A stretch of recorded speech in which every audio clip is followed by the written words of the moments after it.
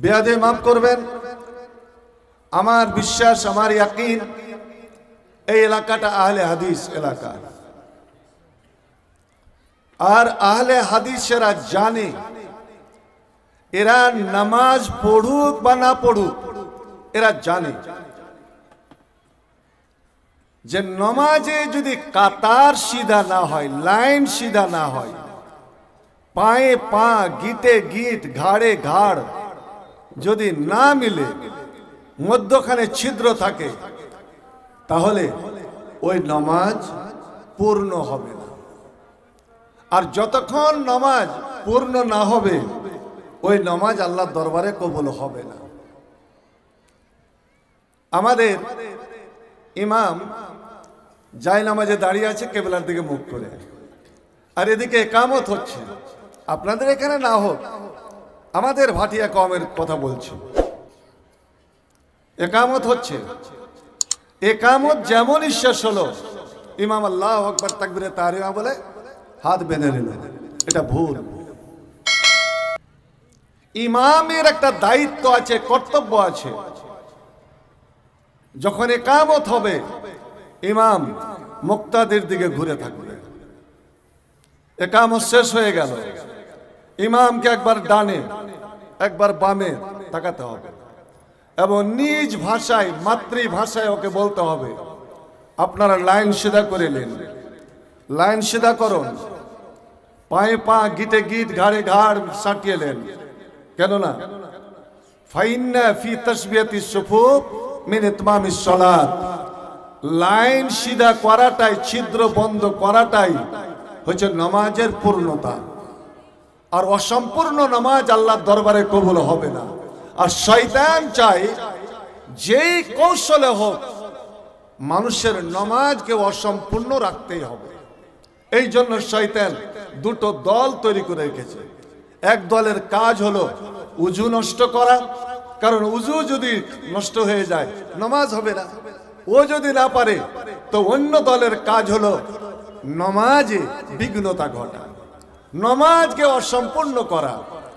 প্রথম দলের নাম হলো ওয়ালেহান। মনে রাখুন, প্রথম দলের নাম হলো ওয়ালেহান, যারা উজু নষ্ট করে, উজু ভুলিয়ে দিল। আপনি গল্প করতে করতে উজু শুরু করে দিলেন, বিসমিল্লাহ ভুলে গেলেন, লা উজু আলিম আল্লাহ মিজকুর ইসমাল্লাহ, উজুই হলো না। আর উজু না হলে নামাজ হবে না। এবার আপনি বিসমিল্লাহ বলেছিলেন, কোন হাত কোনটা কতবার ধরলেন তার খেয়াল ভুলে গেছেন। ওই শয়তান ভুলাচ্ছে। উজু সম্পূর্ণ ঠিক করলেন, চট করে উঠে গেলেন, দোয়া ভুলে গেলেন, বলতে ভুলে গেলেন। দোয়া জানেন কিন্তু বলতে ভুলে গেলেন, তাড়াহুড়োতে শয়তান ভুলিয়ে দিয়েছে। আর এমনই একটা মূল্যবান দোয়া যে এই দোয়াটা যদি উজু শেষে আপনি পড়েন, তাহলে সঙ্গে সঙ্গে জান্নাতের 8টাই দরওয়াজা খুলে দেওয়া হবে। একবার আলহামদুলিল্লাহ বলা যাবে না? আর একটা দোয়া আছে, এর ফজিলত সম্বন্ধে হাদিসে নাই, যদিও হাদিসটা ইজতিমুজতারাব, তবে বলতে পারেন, আল্লাহুম্মা জাআলনি মিনাত তাওয়াবিনা ওয়া জাআলনি মিনাল মুতাতাহিরিন। এটাও ভুলে গেলেন। আর একটা দোয়া আছে, আমি বলছি, উজুর শেষে যখন মসজিদের দিকে হাঁটা দিবেন, বা যেই কোনো শুভ কাজ, যেই কোনো ভালো কাজ আপনার যখন শেষ করে বাড়ির দিকে হাঁটা দিবেন, এখন আপনার জালসা শেষে বাড়ি যাবেন, জমিতে কাজ করছেন, কাজ শেষে বাড়ি আসবেন, বাজারে গেছেন, বাজার শেষে বাড়ি আসবেন, উজু করে মসজিদের দিকে হাঁটা দিয়েছেন, এমনই একটা ছোট্ট দোয়া।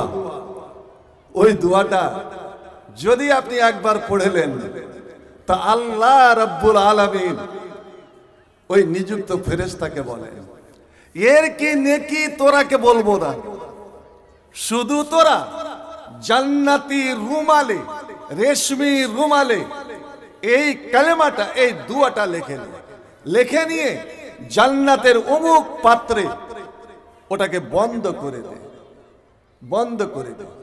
আমি আল্লাহ কিয়ামতের দিন যখন নেকি বদির তারাজু পাল্লা খড় করব।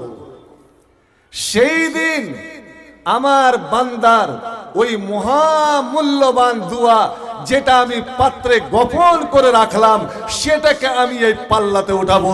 একবার জোরে বলুন সুবহানাল্লাহ। আর এই একটা কাটুরা, একটা পাত্র, একটা বাসন যাতে এই কালেমাটা থাকবে, ওটা যদি তারাজুরি এক পাল্লাতে রাখা হয়, আর 7 আকাশ 7 জমিন সারা পৃথিবী আল্লাহর আরশ বা আল্লাহর কুরসি ছাড়া, আল্লাহর জাত ছাড়া পৃথিবীর সমস্ত জিনিস যদি এক পাল্লাতে রাখা হয়, সেই একটা কাটুরার পাল্লা ভারী হয়ে যাবে। একবার জোরে চিল্লায় বলুন সুবহানাল্লাহ। দোয়াটা জানেন অবশ্যই, বলেন কে কে জানেন? বলবো ইনশাআল্লাহ, শিখাবো। এই দোয়াটাও ভুলে গেল, শয়তান বলে। আপনাদের এখানে শয়তান খুব কাজ করছে, রাগ করেন না।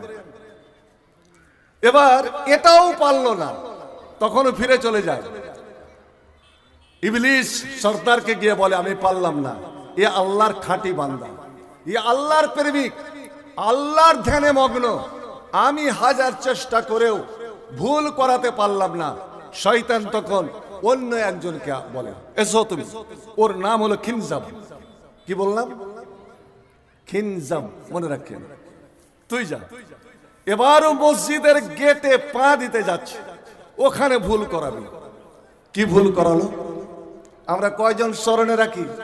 গল্প করতে করতে মসজিদের গেটে গেলাম, ডান পা ঢুকালাম কি বাম পা ঢুকালাম এটাও খেয়াল থাকে না।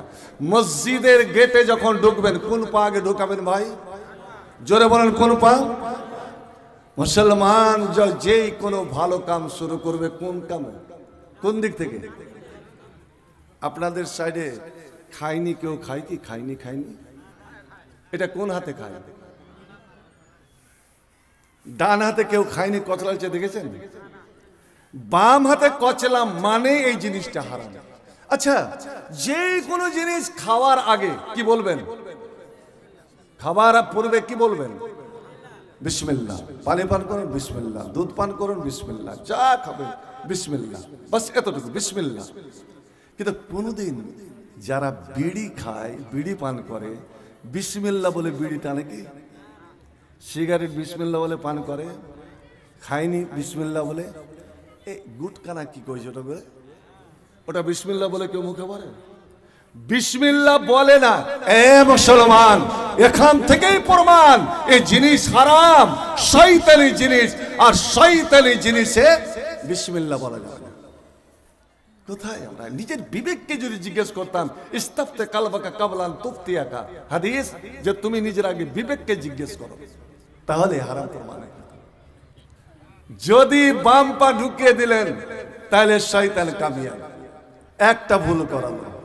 আর ডান পা আল্লাহুম্মা আফতাহলি আবওয়াব রাহমাতিকা, তখনই শয়তানের মুখে আপনি সজরে চাপাটাঘাত করলেন। চল মসজিদ, চল মসজিদে গিয়ে প্রথম গিয়ে কি কাজ করবেন বলুন তো? মসজিদে ঢুকে প্রথম কি কাজ করবেন? যারা আহলে হাদিস আছেন, হাদিস কোরআন মানেন, তারা বলুন প্রথম কাম, মসজিদ হলো কার ঘর? জোরে বলুন, কার ঘর?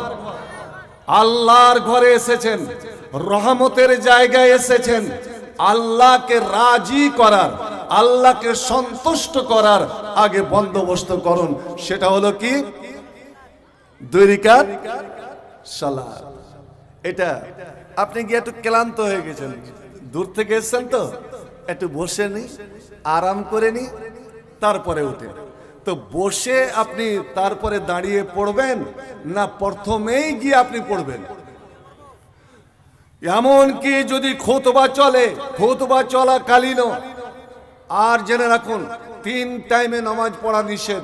সূর্য ওঠা ঠিক মাথার উপরে খাড়ো, সূর্য ডুবা, এই টাইমেও যদি মসজিদে যান, যে সময়ে নামাজ পড়া মানা নিষিদ্ধ, ওই টাইমও আপনাকে ওই 2 রাকাত নামাজ পড়তে হবে। দলিল, ইজা জা আহাদুকুমুল মসজিদা ওয়া ফি রিওয়ায়াতিন ইজা দাখালা আহাদুকুমুল মসজিদা ফালিয়ারকা রাকাতাইনে কাবলা আন ইয়াজলিসা।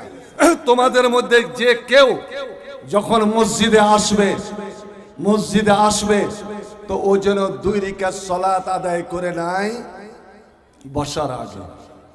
এই নামাজের কত যে ফজিলত, কত যে সম্মান, এইটুকুই যথেষ্ট। ওই দেখুন জান্নাতের মধ্য দিয়ে নবী হেঁটে চলেছে, নবী পিছনে পিছনে, জিবরিল সামনে সামনে। হঠাৎ নবী থমকে দাঁড়ালেন।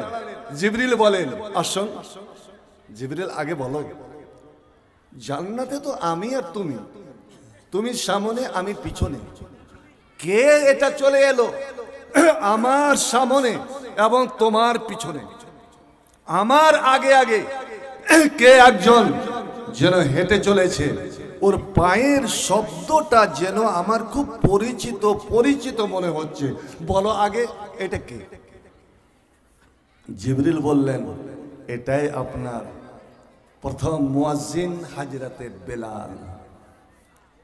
বেলালের এত সম্মান, কি এমন আমল করেন? জিবরিল বললেন ওর আমল এটাই, ও যখনই মসজিদে যান, মসজিদে গিয়ে প্রথম 2 রাকাত সালাত আদায় করেন। ভাই আমার বসে গেলেন, সম্মান হারা হয়ে গেল। শয়তান যে কত চক্রান্ত করে, ওদিকে আমি যাচ্ছি না। একটা শুধু কথা বলে আমার সভাপতি সাহেব বলে গেলেন, সেটা হলো একটা মশলা আপনাদের কাছ থেকে নিব, ফতোয়া। কি? এই যে রমজান মাস আসছে, নূর মোহাম্মদ সাহেব অনেক কিছু বলে গেলেন। তারাবির নামাজ, এটা সুন্নাত বা নওয়াফিলের মধ্যে, নফল ইবাদত। আপনি জামাতও পড়েন, একাই পড়তে পারেন, বাড়িতে যদি একা একা পড়েন আরো উত্তম।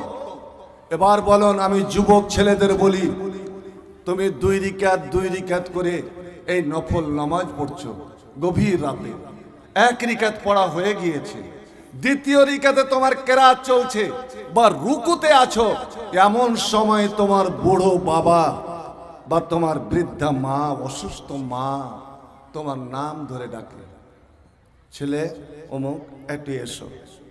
এবার আপনি চিন্তায় পড়ে গেলেন, আল্লাহ নামাজ ছাড়ি না বাবার কাছে যাই, নামাজ আদায় করি না নামাজ ছেড়ে মায়ের কাছে যাই, কোনটা করবেন বলেন? আল্লাহ বলছেন তোর এই নামাজ পড়া লাগবে না, এ নামাজ পড়া লাগবে না, নামাজ আমি চাই না, তুই আগে যা, ফাফিহিমা ফাজাহিদ, তোর মা বাবার তুই সেবা কর, ওখানেই আমার সেবা করা হবে। একবার বলেন সুবহানাল্লাহ। মা বাবা খুশি তা আমি খুশি, মা বাবা সন্তুষ্ট তা আমি সন্তুষ্ট। এই মুহূর্তে তুই যদি নামাজে থাকিস আর তোর মা তোকে ডেকে চলেছে, তো ফরজ নামাজ নয়, কিন্তু ফরজ নামাজ ত্যাগ করতে পারে না, নফলের কথা বললাম। তোর মা যদি রাগ করে, তুই ডাক মায়ের ডাকে সাড়া দিলি না, তোর মা রাগ করে যদি তোকে অভিশাপ দিয়ে দেয়, বদদুয়া করে দেয়, আমি আল্লাহ তোর মার বদদুয়া ফেরত দেব না। তবে আমি মাদের বলি যে খবরদার, দয়া করে কোনো দিন ছেলে মেয়েকে বদদুয়া দিবেন না, ছেলে মেয়ের জন্য ভালো দোয়া করে যাবেন, বদদুয়া দিবেন না। এই কোরআনে আল্লাহ রাব্বুল আলামিন 3টা এমন ঘটনা বলেছেন যে মা বাবা ছিল একদম নিঃস্ব গরিব, নিঃস্ব ফকির, কিন্তু নেককার, ভালো। মৃত্যুকালে তারা ছেলে মেয়ের জন্য এমনই নেক দোয়া দিয়ে গেছেন যে ওই দোয়ার বরকতে তার ছেলেরা দুনিয়াতে কোটিপতি, আরবপতি হয়ে খুশহালির সঙ্গে জীবন যাপন করেছে। আল্লাহ রাব্বুল আলামিন কোরআনে এরকম ঘটনা লিখেছেন। এবার বলুন, আপনার বিবি, আপনার স্ত্রী নফল নামাজে আছে, আর আপনি ক্লান্ত হয়ে সারাদিন টোটো চালিয়ে, ভ্যান চালিয়ে, রিক্সা চালিয়ে, জমিতে কাজ করে ক্লান্ত হয়ে বাড়ি এসেছেন, আপনি চাইছেন যে একটু আমার সেবা যত্ন নিক। আপনি একটু অপেক্ষা করলেন, অপেক্ষার তো একটা সীমা আছে। আপনি এবার নাম ধরে ডাকছেন, বিবির কি উচিত হবে? নামাজ পড়া না ওই নফল নামাজ ছেড়ে স্বামীর ডাকে সাড়া দেওয়া? কি করবে ভাই বলেন আপনারা বলুন। স্বামীর ডাকে, এমন কি ও যদি কোনো পারিবারিক কামে ব্যস্ত থাকে, যতই বড় কাম হোক না কেন, ও যদি বলে আমি ছেলেকে দুধ পান করাচ্ছি, আরে ছেলে তো ওর বাবার, তোমার নয়। ছেলে রেখে দাও, ছেলে কান্না করুক, আগে যাও তোমার স্বামী কি বলে। ভাই এটা যদি দুনিয়ার নীতি হয়, বাপের ডাকে সাড়া দিয়ে ছেলেকে যদি যেতে হয়, মায়ের ডাকে সাড়া দিয়ে ছেলে মেয়েকে যদি যেতে হয়, স্বামীর ডাকে সাড়া দিয়ে যদি স্ত্রীকে যেতে হয়, এবার আপনারাই বিচার করুন তো। আল্লাহ রাব্বুল আলামিন আমার খালিক, মালিক, সব কিছুরই মালিক, তিনি যদি স্বয়ং আমাদেরকে ডাক দেন, আমাদেরকে যদি আওয়াজ দেন, ঠিক মানুষ যেমন অন্য মানুষকে ডাক দেন, আমার সভাপতি সাহেব যেমন বললেন আপনারা একটু সেটে সেটে বসুন, আল্লাহ যদি ডাক দেন আরশ থেকে, কি ডাক? এটা কি? এটা মানেন তো? মুসলমানের রক্ত এখনো গরম আছে। ওরা কোরআন পড়তে জানুক বা না জানুক, সবাই কি কোরআন পড়তে জানেন? বলেন তো, সবাই কি জানে? কে কে কোরআন পড়তে জানেন বলেন তো? এটাই একটাই কিতাব, আসমানের নিচে জমিনের উপরে একটাই কিতাব। পুরুষ পড়ুক, স্ত্রী পড়ুক, ছেলে পড়ুক, মেয়ে পড়ুক, বাড়িতে পড়ুক, মসজিদে পড়ুক, মাদ্রাসায় পড়ুক, আপনি মাঠে নিরালা নিরিবিলি নির্জনে পড়েন, গভীর রাত্রে পড়েন, ভাই আমার কেউ শুনছেন না, কেউ সেখানে নাই, কিন্তু নবীর হাদিস, আল্লাহ নিজে বলছেন যে আমি দুনিয়ার কোনোই কথা কান লাগিয়ে শুনি না, আমি তো সবই জানি, কিন্তু যখন আমার কোনো বান্দা বান্দি, আমার কোনো ছেলে মেয়ে কোরআন তেলাওয়াত করে সুমধুর কণ্ঠে, সলিলিত কণ্ঠে, তখন আমি আল্লাহ আরশে থেকে কান লাগিয়ে লাগিয়ে শুনি। যতক্ষণ সে কোরআন তেলাওয়াত করে ততক্ষণ আমি শুনি। ভাই এই কোরআন কোনই কিতাব পড়াতে নাকি নাই, তো হাদিস নাই, না না না, হাদিস আর কোরআন ছাড়া এটাই একটা কিতাব যে প্রত্যেকটা হরফে 10 নাকি, প্রত্যেকটা হরফে 10 নাকি। আর রমজান মাস আসলে তো আলাদাই ব্যাপার। ভাই আমার, আপনি কিন্তু পড়তে জানেন না, সময়ও দিতে পারছেন না শোনার, যে আমি কাঁচন মাদ্রাসায় গিয়ে কিছুক্ষণ বসে আমি ছেলেদের মুখে বা আমার শিক্ষকদের কাছে কোরআনটা শুনবো। নবী শুনতেন, নবী স্বয়ং শুনতেন, সাহাবারাকে বসিয়ে দিতেন, তুমি আমাকে কোরআন পড়ে শোনাও, আব্দুল্লাহ তুমি কোরআন পড়ে শোনাও, ও ভাই তুমি বসো আমি তোমাকে কোরআন পড়ে শোনাবো।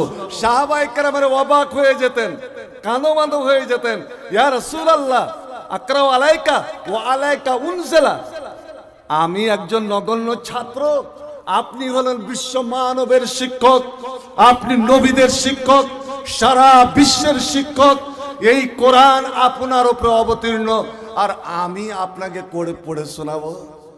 নবী বলতেন ইন্নী উহিব্বু আন আসমা মিন গায়রি, আমি যেমন পড়তে ভালোবাসি, অপরের মুখে কোরআন শুনতেও ভালোবাসি।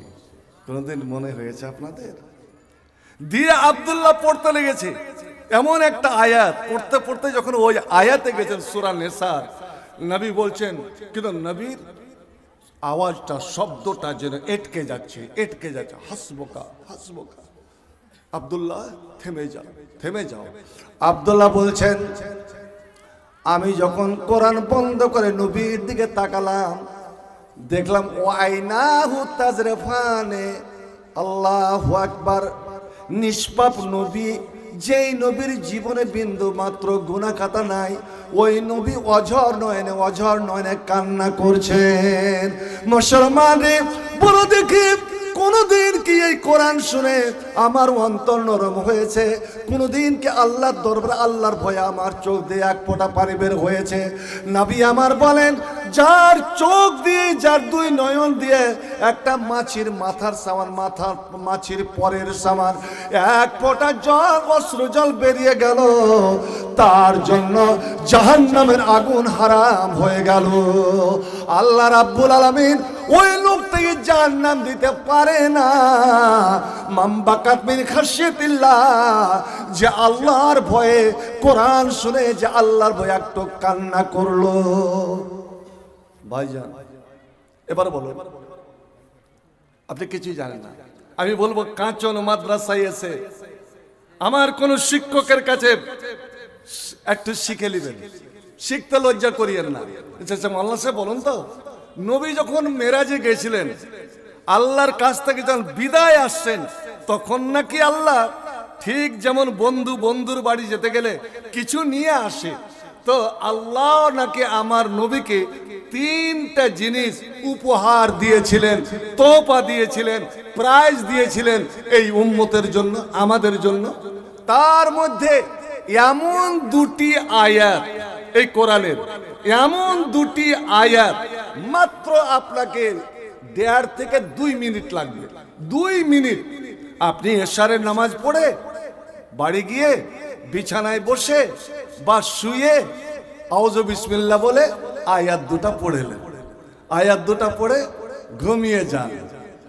আল্লাহ আমার নিজে বলছেন, এরে কাঁচন এলাকার মুমিন মুসলমানেরা, তুই মাত্র 2 মিনিট সময় দিলে, এই 2টো আয়াত তুই পাঠ করলে, এই 2টো আয়াত আমার বিশেষ তোহফা, বিশেষ প্রাইজ, বিশেষ উপহার, যেটা আমার হাবিবের দ্বারা তোমাদের জন্য দিয়েছিলাম। তুই 2টো আয়াত পাঠ করলি, আমি আল্লাহ সারা রাত জেগে জেগে কোরআন পড়তে গেলে যেই নেকিটা আমি দিতাম, এ 2টো আয়াত তেলাওয়াত করার বিনিময়ে আমি আল্লাহ সারা রাত্রের নেকি তোমার খাতাতে জমা করে দিলাম। একবার চিল্লা বলুন আলহামদুলিল্লাহ। কাফাতাহু মান কারাহুমা লাইলাতান কাফাতাহু, যে রাত্রে পড়লো প্রথম রাত্রে যথেষ্ট, সারা রাত্রির জন্য যথেষ্ট, সারা রাত কোরআন তেলাওয়াত করার ও ডিউটি পূর্ণ করে দিল। শুধু এটাই নয়, এর 2টা গুণ আছে। স্বয়ং নবীর হাদিস, আজ মুসলমানের পায়ে পায়ে শত্রু, মুসলমানের জীবন বড় বিপদে। এই দাড়ি টুপি নিয়ে ভারতবর্ষে একাই ঘোরাফেরা করা, জীবনকে বিপন্নে ফেলে দেওয়া। বন্ধু আমার, কখন যে কি ঘটনা ঘটে যায় কেউ বলতে পারবে না। আমরা তো এমএলএ এমপি নই যে আমাদের দেহরক্ষী, আমাদের বডিগার্ড, সিকিউরিটি গার্ড আছে, দরকার নাই। মানুষকে মানুষ বাঁচাতে, মানুষকে মানুষ রক্ষা করতে পারবে জি ভাই। আচ্ছা, যদি আমি বডিগার্ড নিয়ে ঘুরি, আমি বডিগার্ড নিয়ে চলাফেরা করি, তবে আমার কেউ জীবন নিতে পারবে না। সত্য না? সত্য করে বলেন। বড় বড় মন্ত্রীর বডিগার্ড নাই? ইন্দিরা গান্ধীর ছিল না, মুজিবুর রহমানের ছিল না, বডিগার্ড ছিল। কিন্তু বলুন তো, বডিগার্ড থাকা সত্ত্বেও তারা বোমার আঘাতে, গুলির আঘাতে চলে গেল। হযরতে ইব্রাহিমের বডিগার্ড কে ছিল বলেন? ইব্রাহিমকে যখন আগুনে নিক্ষেপ করে, ওর বডিগার্ড কেউ ছিল কি? কেউ ছিল? লাখ লাখ নমরুদের সেনাবাহিনী আগুন জ্বালিয়ে তারা হই হুল্লোড় করছে, জয় নমরুদ কি, জয় নমরুদ কি ধ্বনি। ইব্রাহিমকে এখনই আগুনে নিক্ষেপ করব, জ্বালিয়ে শেষ করে দেব। ইব্রাহিম মুচকে মুচকে হাসে। ফেরেশতা বলেছিলেন, ইব্রাহিম তোমার জীবনের ভয় নাই? তুমি হাসো, ভয় কেন করব? আগুন কি আমার মালিক? আগুন তো আমার মালিক নয়। আগুন হাতে তো আমার জীবন নাই। আমার জীবন মরণ আপনারাই। আমাদের জীবন মরণ কার হাতে ভাই? জীবনের মালিক, জোরে বলুন, জীবনের মালিক, মরণের মালিক, সুখের মালিক, দুঃখের মালিক, কষ্ট, আপনার রিজিকের মালিক, রুজির মালিক কে? তাহলে রুজির মালিক যখন আল্লাহ, এই রুজির জন্য রাত দিন নামাজ রোজা তর্ক করে দিয়ে কেন এত ছোটাছুটি করব? ভাই আমার অতটুকুই পাবেন, রুজি আপনার কাছে নিজেই চলে আসবে যতটুকু আল্লাহ আপনার ভাগ্যে লিখে দিয়েছেন। আগেই তো ফয়সালা হয়ে গেছে। যখন আমি আপনি মায়ের পেটে ছিলাম, মাত্র 4 মাস বয়স, তখনই 4টা কথা আমার ভাগ্যে লিখে দেওয়া হয়েছে। তার মধ্যে একটা হয়েছে রিজিক, রুজি, খাদ্য। আল্লাহু আকবার। হযরত ইব্রাহিম জোর গলায় বললেন, হে আল্লাহ, যদি আমাকে বাঁচাতে চান, আল্লাহ যদি আমার জীবন রেখে থাকেন, এই আগুন কেন শতবার আমাকে আগুনে নিক্ষেপ করলো, আমার জীবন প্রদীপ নিভাবে না। আর আল্লাহ যদি আমার জীবন উঠিয়ে নিয়ে থাকে, আমার মরণ লেখে থাকে, তবে আগুন কেন, আমি অল্পতেই সামান্য অগ্নিকুণ্ডেই আমি মারা যেতে পারি। আমার মরণ, আমার জীবন, আমার সব কিছু আল্লাহর হাতে, বিশ্বপ্রভুর হাতে। কে শিক্ষা দিল? এই কোরআন। বন্ধু আমার, হযরতে মুসা যখন সমুদ্র পার হন, কে বডিগার্ড ছিল? আমার নবী হিজরতের রাত্রে যখন বের হলেন, গারে সুরে লুকালেন। ওরা গিয়ে গারে সরকে ঘিরে নিয়েছে, তবুও দেখতে পেল না। বলুন দেখি আমার নবীর বডিগার্ড কে ছিল রে? এ মুসলমান, এই কোরআন প্রমাণ করে, মুসলমান তোমরা মুসলমান হয়ে যাও, তোমরা মুমিন হয়ে যাও, ভয় করিও না। আমি আল্লাহ স্বয়ং তোমাদের বডিগার্ড হয়ে গেলাম। আমি আল্লাহ স্বয়ং তোমাদের দেহরক্ষী। আমি আল্লাহ তোমাদের হেফাজত করব, রক্ষা করব। একবার জোরে চিল্লা বলুন শুকরিয়া সুরা আলহামদুলিল্লাহ। মান কারাহুমা লাইলাতান কাফাতাহু, যে ব্যক্তি রাত্রে পড়ে নিল ওই দুটো আয়াত, আল্লাহ বলছেন আমি সারা রাত তার পরিবারের, তার বাড়ির, তার ওই বাড়ির ধন সম্পত্তির সব কিছুরই রক্ষণাবেক্ষণ করব আমি আল্লাহ। আমি ঘুমিয়ে রইবে, আমার বান্দা রইবে ঘুমিয়ে, আর আমি আল্লাহ ফেরেশতার দ্বারা তার বাড়ির আমি পহরাদারি করিয়ে নিব। একবার সুবহানাল্লাহ বলা যাবে না? এই আল্লাহ এই কোরআনে কয়টা সূরা আছে ভাই? 114টা। একটা সূরা আছে, ওই সূরাতে আয়াত আছে মাত্র 22টা আয়াত আছে। কোরআনে কোন সূরা এমন নাই যে সব আয়াতে একবার দুবার করে আল্লাহ নাম এসেছে। কিন্তু এই কোরআনে এমন একটা সূরা, এমন মিষ্টি সূরা, যাতে মাত্র 22টি আয়াত আল্লাহ রাব্বুল আলামিন কারি অভিযোগ, একটা মেয়ে ছেলের অভিযোগ শুনে আল্লাহ আরশ থেকে মেয়েটার কান্না শুনে বরদাস্ত করতে পারলেন না। আল্লাহ বলেন, মেয়েরে তুমি আর কান্না করিও না, আমি তোমার জীবনের সমস্ত অভিযোগ আমি শুনে নিলাম এবং অভিযোগগুলো পূর্ণ করে দিলাম। তোমার অভাব অভিযোগ আমি পুরা করে দিলাম। যাও, আমি এই সূরাটা তোমার জন্য অবতীর্ণ করলাম, তোমার এবং তোমার স্বামীর জন্য। আমি 22টি আয়াত দিলাম, আর এই 22টি আয়াতের মধ্যে প্রত্যেকটি আয়াতে একবার, দুইবার, তিনবার করে আল্লাহ নামটা এসেছে। আল্লাহ, এই আল্লাহ নাম এতই মিষ্টি, এতই পাওয়ারফুল, এতই শক্তিশালী, যা আপনি যখন বাড়িতে ঢুকবেন বিসমিল্লাহ বলে শয়তান মুখ থুবড়ে পড়ে আর বলে পালা পালা, এই বাড়িতে আমাদের থাকা হবে না, এই বাড়িতে আমরা রাত বাস করতে পারবো না, এই বাড়িতে খানা পাবো না, কারণ এটা আল্লাহর সৈনিকের, আল্লাহ ওয়ালার বাড়ি। ভাইজান, আল্লাহ নাম এতটাই যে আজানে যে আল্লাহু আকবার বলেন, আশেপাশে দেখবেন আমার ওই অন্য ভাইরা যদি থাকে, ওরা আজান দিতে গিয়ে বিসমিল্লাহ আর অনেক দুরুদ সালাম এটা ওটা বলে। আপনি আজানের আগে শুনে রাখুন, অনেক আহলে হাদিসরাও বিসমিল্লাহ আল্লাহু আকবার কা আজান শুরু করলো। আল্লাহু আকবার এই নাম এতই পাওয়ারফুল, এতই শক্তিশালী যে এর আগে বিসমিল্লাহ বলা যাবে না, বিসমিল্লাহ বলা যাবে না। আল্লাহ এমনই একটা নাম। বন্ধু আমার, এবং আল্লাহর প্রত্যেকটি নামের তো একটা ইয়ে আছে, মধুর্যতা আছে, গুণ আছে। জান্নাত নেবেন? নবী আমার বলছেন, ওরে তোরা নমাজের পরে তসবিহ পড়ি 33 বার সুবহানাল্লাহ, 33 বার আলহামদুলিল্লাহ, 34 বার আল্লাহু আকবার, বা 33 বার আল্লাহু আকবার, একবার লা ইলাহা ইল্লাল্লাহ। শোন, এতে যে সময়টা লাগলো অতটা সময় লাগবে ইন্না লিল্লাহি তিসআওয়াতিসুনা ইসমান, আল্লাহর 99টা মিষ্টি মিষ্টি নাম আছে।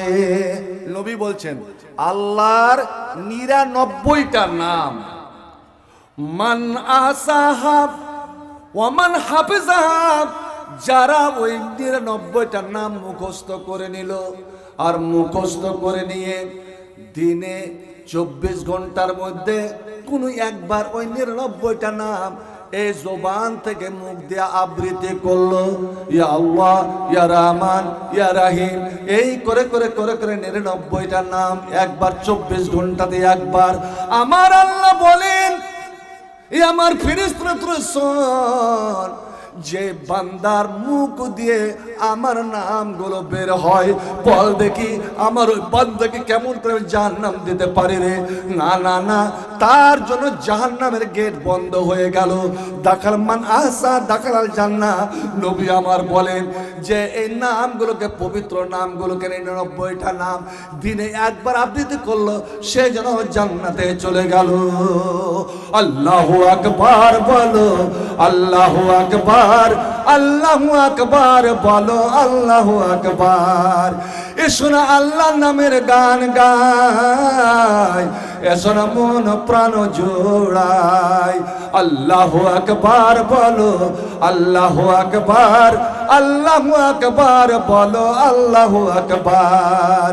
এ মধুর নামটি নিলে এ হৃদয় হাসে, এ মধুর নামে সুখ নেমে আসে।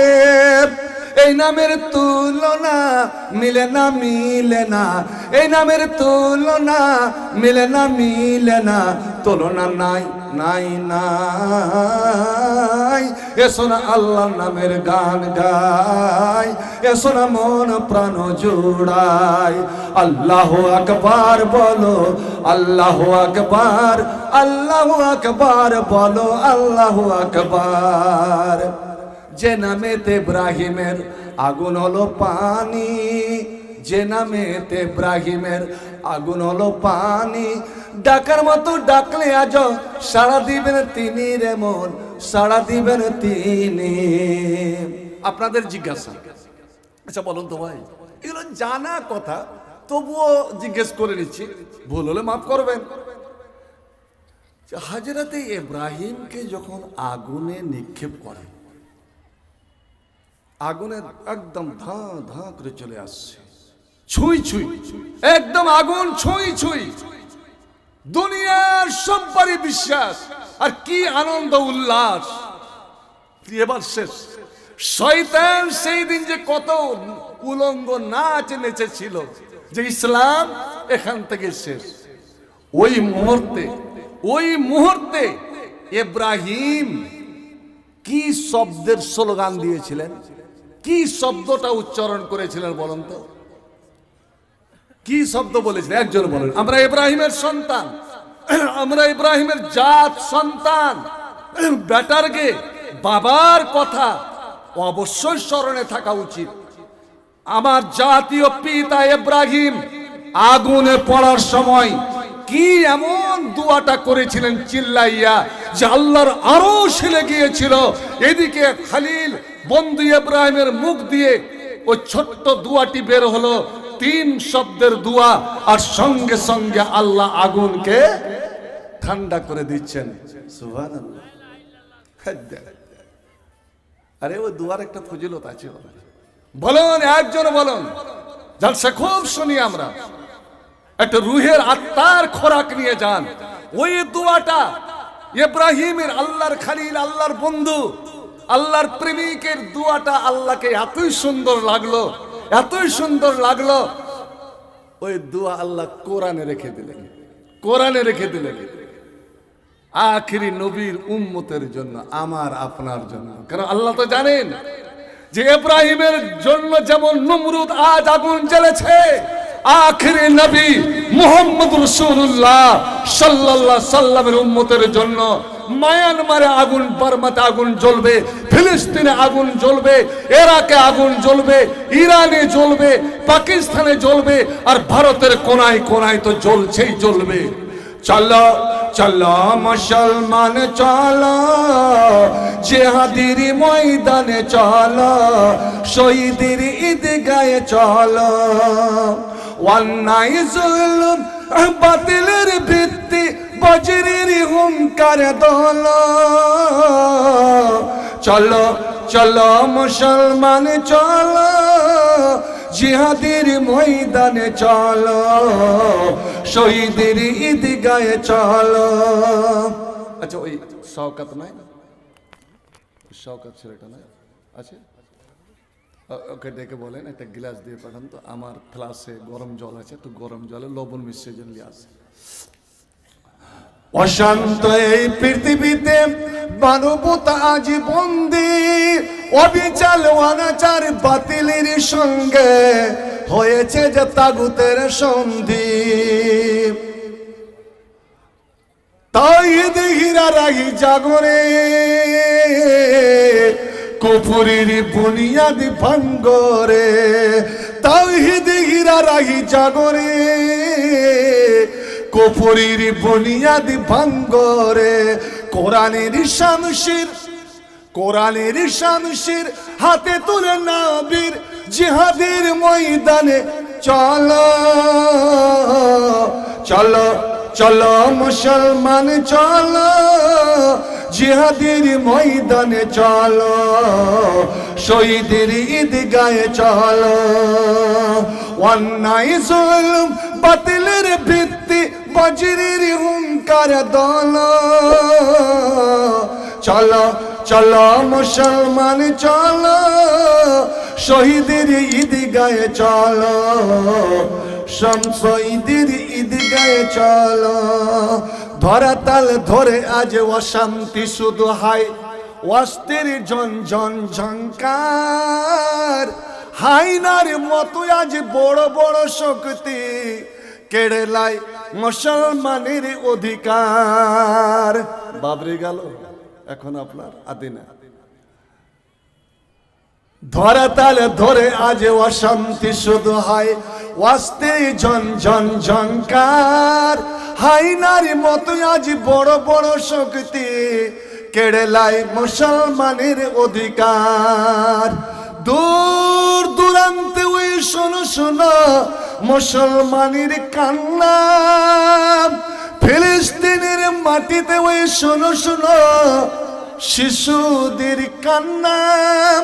ভারতের কোনায় কোনায় শোনো মুসলমানের কান্না, রোগে সুখে অনাহারে দুই মুঠো অন্ন, রোগে সুখে অনাহারে দুই মুঠো ভাত, এতটুকু ঔষধ পাই না। পথে পথে পড়ে আছে অসহায়, সমাজের ওরা যেন কেউ নয়।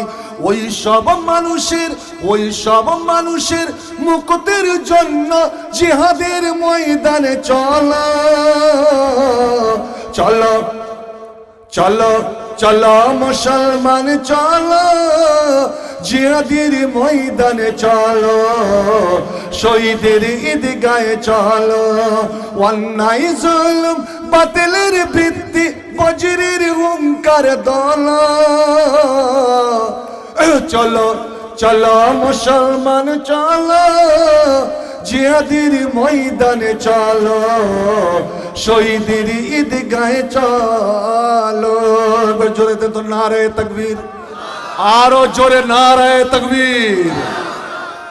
বন্ধ বলন বলন, একজন বলুন বড় আনন্দ পাবো এবং এই মাদ্রাসা বানাটাও কামিয়াব। মাদ্রাসার পিছনে যে খরচ করছেন আপনার জীবন সাকসেসফুল।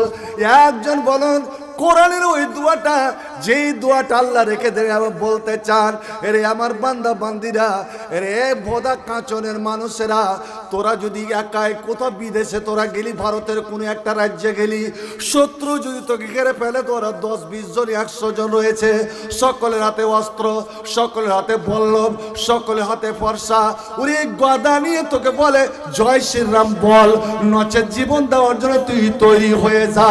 মুসলমান তুই ভয় করবি না, লা তাকাফ ইল্লাল্লাহ। ওরে জীবনের মালিক আমি, ওরে মরণের মালিক আমি, কেউ তোর জীবন নিতে পারবে না আমি যদি তোর জীবন এখনো লিখে রাখি। অতএব এই বিপদের সময় তোরা তোর বাবা ইব্রাহিমের দুয়াটা মনে করবি। হযরত ইব্রাহিম আগুনে ঝাঁপ দিতে গিয়ে যেমন তিনি ওই দুয়ার স্লোগান দিয়েছিল, তুই মনে মনে একবার আকাশের পানে তাকা। আমি হাবিবুর রহমান বলে গেলাম, আকাশের পানে একবার তাকাবেন, অন্তরে আল্লাহকে জায়গা দিবেন এবং মনে মনে মনে মনে ওই দুয়াটা আপনি পড়ে যান, পড়ে যান, পড়ে যান। আল্লাহু আকবার। শুনে রাখুন, ওরে दुआ जो निकलती है कल्बे हज़ी से बहुत दूर जा पहुंचती है अर्शे बरी से। ওই অন্তর থেকে যে তোমার দোয়া বের হবে, ওরে আল্লাহর আরশকে হিলিয়ে দেয় রে।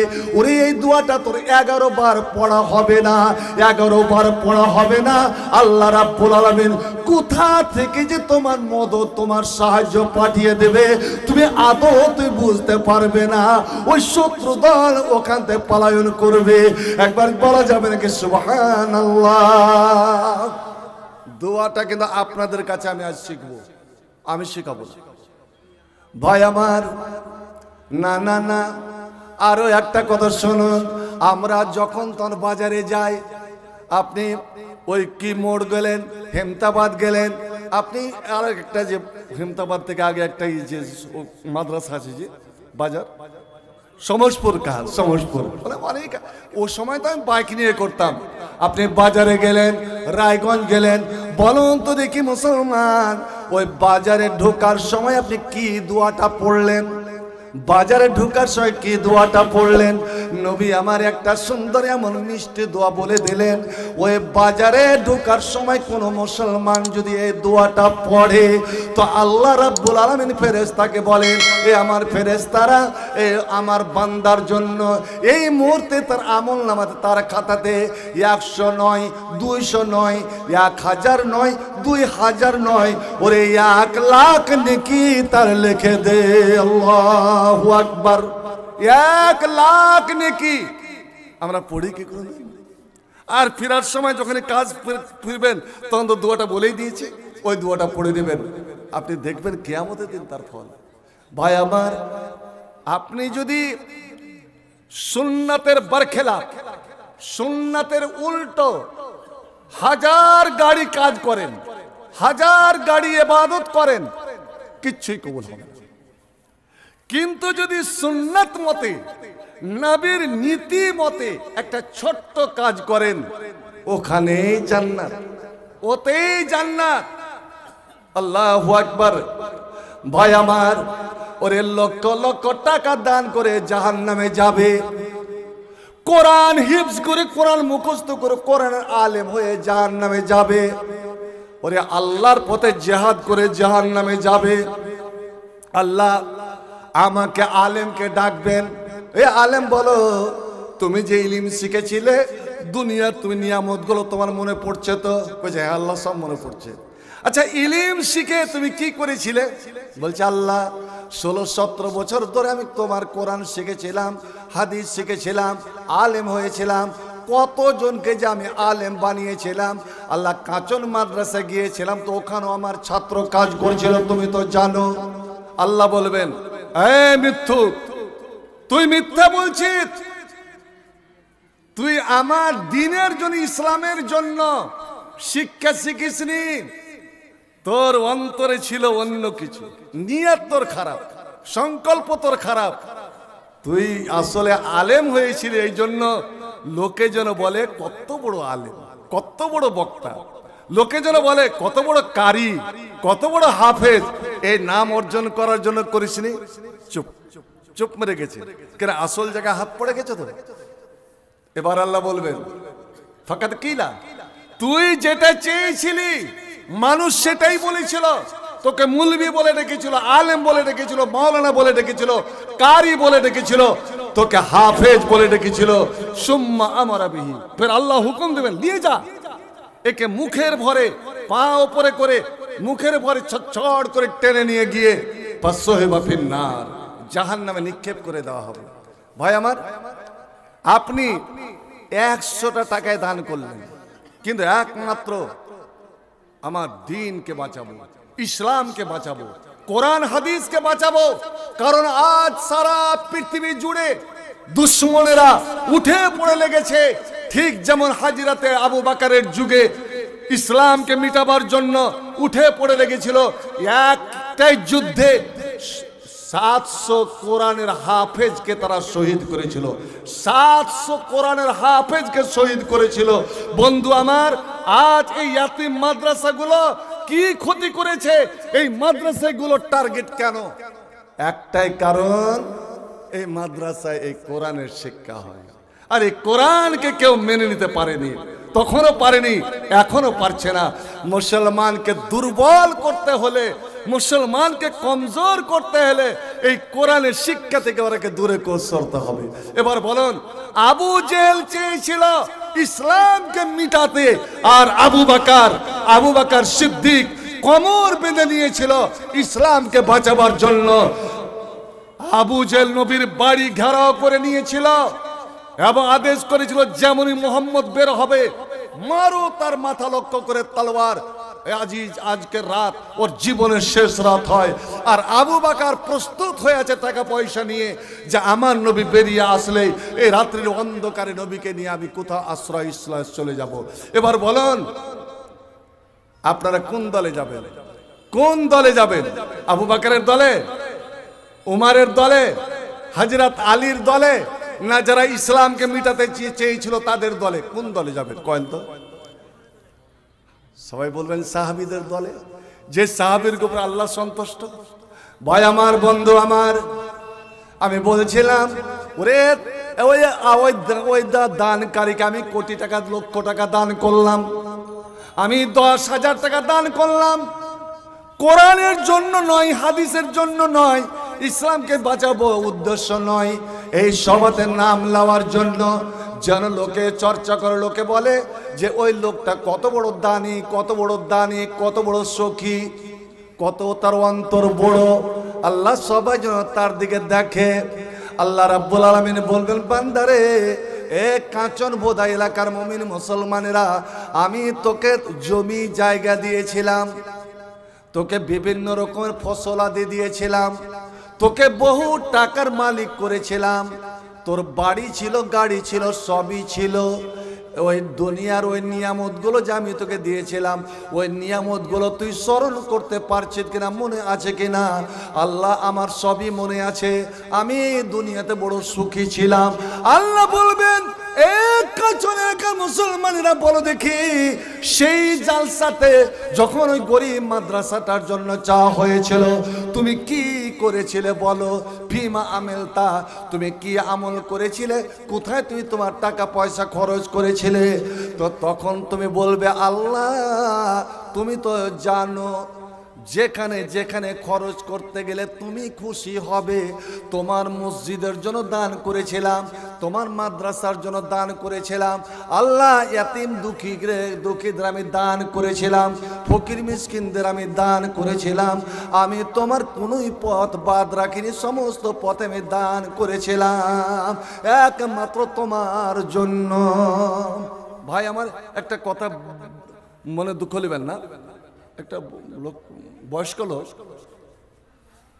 যে ওখানে গল্প করছে আমার ওখানে, শুয়ে আছি আমার শেখ সাহেবের সঙ্গে, যে মানলো আমার 5টা মেয়ে আর একটা বোধহয় ছেলে, বললো 5টা মেয়ে 4টা ছেলে, বিয়ে শাদী হয়েছে, এখনো সবার বিয়ে দিতে পারিনি। কারণ দুঃখ হচ্ছে যে আমার জন্মটা আপনাদের মধ্যে হয়নি কেন। এখনো কতটা সত্য কতটা মিথ্যা আল্লাহ জানে। বলছে আমাদের এই সমাজে একটা মেয়ের জন্য মিনিমাম 8-9 লাখ টাকা জমা না করতে পারলে বিয়ে দেওয়া বড় মুশকিল। এটা সত্য না মিথ্যা বলেন তো? আল্লাহু আকবার। জানেন, মেয়ের বাবা মেয়েটা যে দায়, এটাই তার বিরাট বড় অবদান। এই জন্যই এই কোরআন ছুঁয়ে বলছি, জেনে রাখুন, মেয়ের বাবার কাছ থেকে একটা কানা কড়ি, একটা ইনপি আপনি জোর করে নিতে পারেন না। হারাম হারাম হারাম। আর হারামে কোনোদিন বরকত নাই। হারাম শ্বশুরের টাকা নিয়ে জীবনে কেউ সাকসেসফুল হতে পারেনি, উন্নতি করতে পারেনি, আল্লাহ করাবে না। কি জবাব দেবেন কিয়ামতের দিন বলুন? ওরে বল, একটা ছেলের বিবাহ কেন্দ্র করে তুই কত টাকা খরচ করেছিলে, আর মাদ্রাসায় কত দিয়েছিলে বল? ওরে তুই একটা মেয়ের বিবাহ কেন্দ্র করে কত টাকা তুই খরচ করেছিলি, তোর জামাইকে কত টাকা তুই ফার্নিচার দিয়েছিলে, আর আমার নবীর ঘরে তুই কি দিয়েছিলি বল? হিসাবটা বুঝিয়ে দে, বল দেখি। আমার আখের নবী জনাবে মুহাম্মদ রাসূলুল্লাহ সাল্লাল্লাহু আলাইহি সাল্লাম ওরে তায়েফের মাঠে মার খেতে খেতে খেতে খেতে বেহুশ হয়ে গিয়েছিলেন রে। ওরে রক্তে তার জুতাটা জমাট বেঁধে গিয়েছিল, কিসের জন্য? একমাত্র তোদের জন্য, তোদের জন্য। ওরে উহুদের মাঠে নবীকে মারতে মারতে ওরে নবীর বুকে একখানা নয়, দুইখানা নয়, ভালো করে শুনে রাখুন, 39 খানা বিষাক্ত তীর তার নবীর বুকে গেঁথে দিয়েছিল, নবীর বুকে গেঁথে দিয়েছিল। শুধু তাই নয়, নবীর মাথায় এমন জোরে সজোরে আঘাত হানলো, কপালটা ফেটে গেল। ওরে পাথর দূর থেকে পাথর ছুটে এলো, নবীর দুইটা দাঁত ভেঙে গেল। মাথার উপরে আঘাত, মাথাতে যে হেলমেট পরেছিলেন ওই হেলমেটের দুইটা কাঁটা নবীর গালের হাড়ের মধ্যে ঢুকে গেল। আল্লাহু আকবার। নবী বেহুশে পড়ে গেলেন এবং ওই দুই কাঁটার জায়গা দিয়ে এমন তত্তর রক্ত বইতে লাগলো। সাহাবায়ে কেরাম ভয় পেয়ে গেলেন, এইভাবে যদি রক্ত বের হয় নবী আমার বাঁচবেন না, কাঁটা বের করতে হবে। কি করে বের করা যায়? ভিতরে গিয়ে কাঁটাটা এইভাবে দমড়ে গিয়েছে, কোঁকড়া হয়ে গিয়েছে, হাড়ে আটকে গিয়েছে। আল্লাহ, কেউ উঠাতে পারে না। আবু বকর পারল না, ওমর পারল না, উসমান পারল না, আলী পারল না। ওই দেখেন 22 বছরের একটা ছেলে দৌড়ে চলে আসছে, দুবলা পাতলা ছেলে।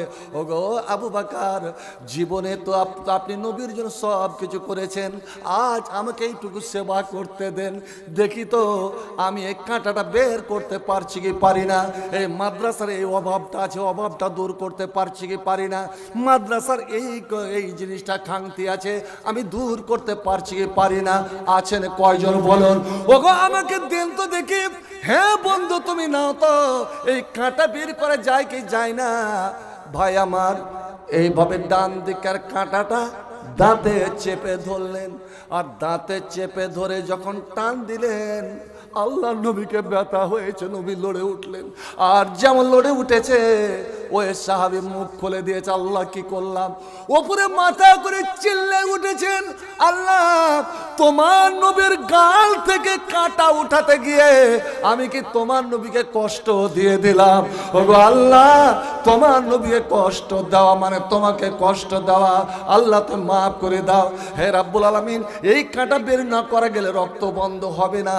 বন্ধরে আবার চেপে ধরলেন, নবী ইশরা করলেন, ওরে যতই ব্যথা হোক না কেন কাঁটা তুমি বের করো। এইভাবে কাঁটা চেপে কামড়ে ধরে যখন টানতে গেলেন, 22 বছরের ছেলের সামনের একটা দাঁত ভেঙে গেল, দাঁত ভেঙে গেল, গোড়া থেকে দাঁত ভেঙে গেল। তবু একবার আহা পর্যন্ত করলেন না, আহা শব্দ করলেন না, কারণ আমি নবীর প্রেমিক। আজ যদি নবীর জন্য একটা দাঁতকে বিসর্জন না দিতে পারি, তবে আমি জীবনে কি করলাম? নবীর প্রেমে কি আনন্দ সবাই জানে না, প্রেম বিনা প্রাণ বন্ধুরে দেখা পাবে না। নবীর বন্যা এলো, সব ডুবিয়া শেষ হইল, প্রেমিক যারা বাঁচিয়া গেল, আপন সন্তানে বাঁচিল না। প্রেমিকের প্রেম বিনা প্রাণ বন্ধুরে দেখা পাবে না।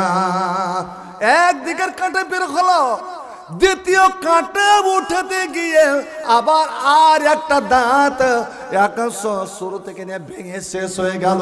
ওরে তার মুখ দিয়ে তত্তর রক্ত বের হয়ে চলেছে, কিন্তু একবার যখন আহা শব্দ বের বহু শব্দ বের হলো না, বরঞ্চ আনন্দে মুচকে মুচকে হাসে।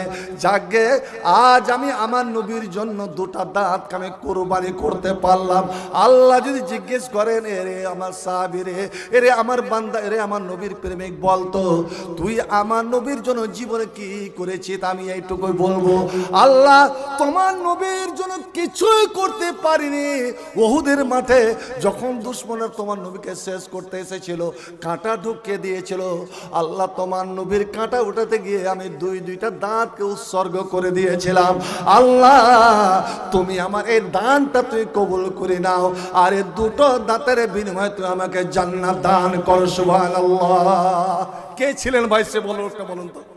ওই 22 বছরের ছেলেটা যে নবী এতটা পাথর খেলেন, তীর খেলেন, আঘাত খেলেন, আর যখন কাঁটা বেরিয়ে গেল এমনই ভাবে রক্ত সিসকি নিয়ে বের হয়েছে। বুখারীর হাদিস, মা হাজরাতে ফাতেমা অঝর নয়নে কেঁদে যাচ্ছেন, কারণ বাবা ছাড়া দুনিয়া তো তার কেউ নাই, মা খাদিজাও নাই, তিনটা বোন, জাইনাব, রোকাইয়া, উম্মে কুলসুম। শুধু উম্মে কুলসুমটা আছে, দুই বোনই চলে গিয়েছে, রোকাইয়া চলে গেছে, জাইনাব চলে গিয়েছে। ভাই নাই, চাচা নাই, দাদা নাই, দাদি নাই, নানা নাই, নানি নাই, কেউ দুনিয়াতে নাই। আল্লাহু আকবার। নবীরে জড়িয়ে ধরে ফাতেমা কেঁদে যান, আলী তুমি কোথায়? পানি নিয়ে এসো, আব্বা জান রক্ত বন্ধ করতে হবে। হাজরাতে আলী দৌড়ে দৌড়ে যান, ঢালে করে পানি আনেন, ওপরে পানি ঢালেন, আর হাজরাতে ফাতেমা এইভাবে রক্ত মুছে যান, কাপড় দিয়ে মুছে যান। কিন্তু যতই পানি ঢালা হয়, লা ইয়াজিদুল মা ইল্লা দাম, অতই রক্ত আরো সিসকে নিয়ে বের হলো। ওরে সাহাবায়ে কেরাম ভয় পেয়ে গেলেন, আর বোধহয় নবীকে বাঁচানো যাবে না। ওরে এতটা রক্ত যদি বেরিয়ে যায়, রক্ত শূন্যতা হয়ে যাবে, নবী অ্যানিমিয়াতে পড়ে যাবে, আর রক্ত শূন্যতার কারণে নবী নির্ঘাত মারা যাবেন। ওই সময় জিবরাইল ফেরেশতা, মিকাইল ফেরেশতা, দুজন আল্লাহর ফেরেশতা এসে আমার নবীকে বলেন, হযরত আবু বকর বলেন, উমর বলেন, ওগো আল্লাহর নবী, আর আপনার কষ্ট সহা যায় না, আর আপনার দুঃখ সহা যায় না, আপনি এবার আল্লাহর দরবারে হাত ওঠান, আর এই দুশমনদের জন্য, দুরাচারদের জন্য, এই অত্যাচারীদের জন্য আপনি একবার বদদুয়া করে দেন, অভিশাপ করে দেন, এরা যেন ধ্বংস হয়ে যায়। ওরে আমার নবী মা আয়েশা, হযরত আয়েশাকে একদিন বলছেন, আয়েশা রে তুমি বলছো ওগো আল্লাহর নবী, ইহুদিরা আপনাকে গাল দেয়, ইহুদিরা আপনাকে গাল দেয়, কিন্তু আপনি গাল দেন না কেন? আপনি প্রতিশোধ নেন না কেন? আপনি বদদুয়া করেন না কেন? আমি যদি কিছুটা বলতে যাই তো আপনি আমাকে নিষেধ করেন। আল্লাহ নবী বলেছিলেন, ইয়া আয়েশা শোনো, ওরে সারা পৃথিবীর ইহুদি, সারা পৃথিবীর খ্রিস্টান, সারা দুনিয়ার মুসলিমেরা একজোট হয়ে যদি তোমার স্বামী নবী মুহাম্মদের জন্য বদদুয়া করে, যা মুহাম্মদ যেন ধ্বংস হয়ে যায়, শোনো শোনো, দুনিয়ার কাউরে দোয়া কবুল হবে না, তোমার স্বামী মুহাম্মদের একটা চুল পরিমাণ ক্ষতি হবে না। কিন্তু আয়েশা রে, আমি যদি একবার হাত উঠিয়ে দিই, আমি যদি আল্লাহর দরবারে একবার ফরিয়াদ করে দিই যে আল্লাহ এই বেধর্মীদেরকে তুমি রাখিও না, ইহুদিদেরকে রাখিও না, ওরে আয়েশা শোন, একবার যদি আমার মুখ দিয়ে শব্দটা বের হয়ে যায় তো সারা পৃথিবী থেকে ইহুদি জাতি ধ্বংস হয়ে যাবে। সুবহানাল্লাহ।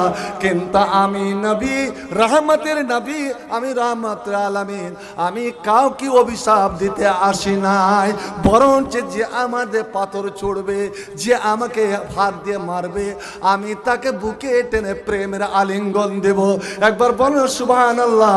সে নবীর উপরে একবার দরুদ কি পড়া যাবে না? সাল্লাল্লাহু আলাইহি সাল্লাম।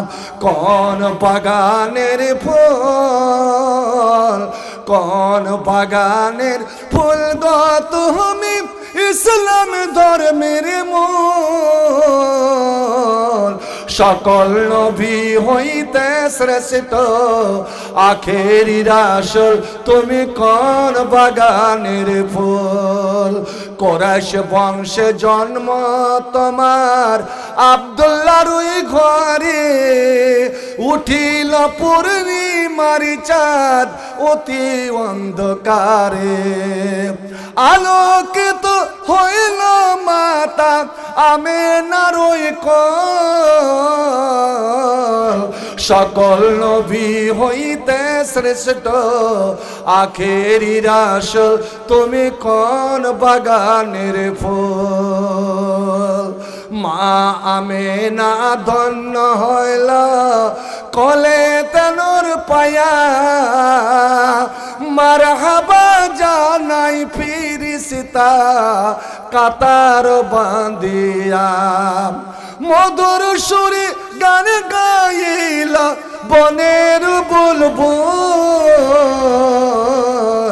সকল নবী হইতে শ্রেষ্ঠ আখেরি রাসূল তুমি কোন বাগানের ফুল তাই কোরআন প্রচার করতে গে তুমি গেলেন তাই পেতে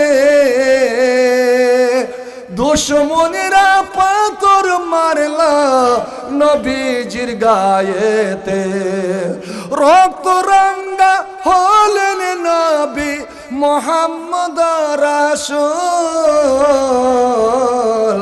সকল নবী হইতে শ্রেষ্ঠ আখেরি রাসূল তুমি কোন বাগানের ফুল কোন বাগানের ফুল গো তুমি ইসলাম ধর্মের মূল সকল নবী হইতে শ্রেষ্ঠ আখেরি রাসূল তুমি কোন বাগানের ফুল একবার পড়ুন সাল্লাল্লাহু জোরে বলুন সাল্লাল্লাহু আলাইহি ওয়াসাল্লাম সবাই যখন বলছে বদদুয়া করেন আল্লাহর ফেরেশতারা বলছে বদদুয়া করেন অভিশাপ দেন নবী কি করবেন এতগুলো চাপ এইভাবে রক্ত নিলেন আর যেমনই মুখে এইভাবে হাত বুলালেন ওরে এক খাবল রক্ত চলে এলো মুসলমান রে বলো তো দেখি কিসের জন্য নবী এতটা রক্ত ঝরালেন একমাত্র এই কোরআনকে দুনিয়ার বুকে কায়েম করার জন্য ইসলামকে প্রতিষ্ঠা করার জন্য এ যুব সমাজ ওরে মানুষকে এক কাতারে আবদ্ধ করার জন্য আমার নবী ওই যে তাইফের মাঠে যে রক্ত ওদের মাঠে রক্ত ঝরিয়েছিলেন রে ওরে নবীর এক খাবর রক্তের দাম কি আমি তুমি জীবনে দিতে পারবো বলুন হুজুর এবার রক্ত নিয়ে এই আকাশের দিকে এইভাবে হাত উঠিয়েছেন হাত উঠিয়ে রব্বে হে আমার প্রভু এ আমার রব যেমনই এই মুখ এই শব্দটা বের হয়েছে জিবরিল পিছে চলে গেলেন মিকাইল পিছে চলে গেলেন আবু বকর উমর লজ্জা পেয়ে গেল আল্লাহ নবীকে পিড়াপিড়ি করলাম বদদুয়া করার জন্য সত্যি যদি নবীর মুখ দিয়ে বদদুয়া বেরিয়ে যায় তাহলে তো আজ সব শেষ হয়ে যাবে দুনিয়ার কাফিরেরা শেষ হয়ে যাবে ও মুসলিমেরা শেষ হয়ে যাবে দুশমন শেষ হয়ে যাবে তবে ইসলাম কার কাছে আমরা নিয়ে যাব কিন্তু বন্ধু আমার দুনিয়াকে চমকে দিয়ে আমার নবীর মুখ দিয়ে এমন একটা কথা বের হলো ওরে সেই নবীকে আজ বলা হয় সন্ত্রাসী নবী আহা এবার নবী বলছে আল্লাহ এ আমার রব তোমার ফেরেশতারা বদদুয়া করতে কয় আমার সাহাবীরা বদদুয়া করতে কয় কিন্তু আল্লাহ যদি আমি বদদুয়া করি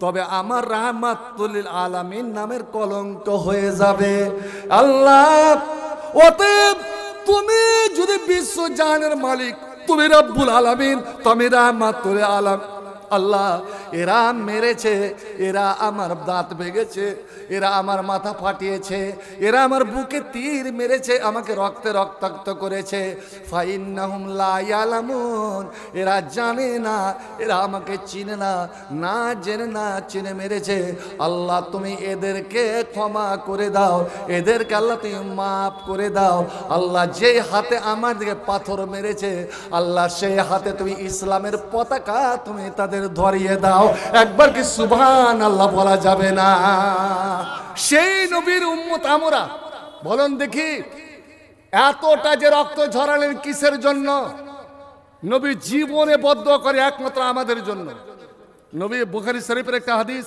কিতাবুদ দাওয়াতে, কিতাবুল আদাবে এসেছে কয়েক জায়গাতে। নবী বলছেন লিকুল্লি নবীন দাওয়াতু মুস্তাজাবা, প্রত্যেক নবীকে আদম থেকে নিয়ে ঈসা নবী পর্যন্ত প্রত্যেক নবীকে আল্লাহ একটা বিশেষ দোয়া দিয়েছিলেন, বিশেষ দোয়া। এবং বলে দিয়েছে, এ নবী, এ দোয়াটা তোমাকে দিলাম তোমার উম্মতের জন্য। তোমার উম্মতের জন্য ভালো চাইবে না মন্দ চাইবে তোমার ব্যাপার। আর হ্যাঁ, ওয়ান চান্স, এই দোয়াটা তুমি একবার ব্যবহার করতে পারবে, একবার।